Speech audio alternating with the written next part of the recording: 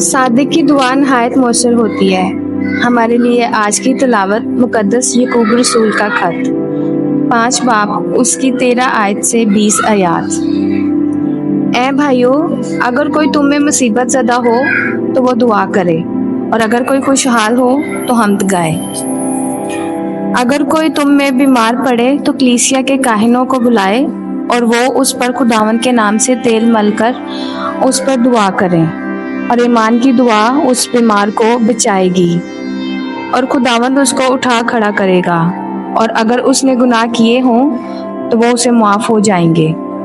इसलिए तुम एक दूसरे से अपने अपने गुनाहों का इकरार करो और एक दूसरे के लिए दुआ करो ताकि तुम शिफा पाओ, क्योंकि सादिक की दुआ नहायत मौसर होती है।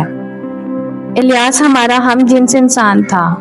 उसने पुरजोश दुआ की कि मीना ना बरसे, चुनाचे 3 बरस और 6 महीने तक जमीन पर मीना ना बरसा।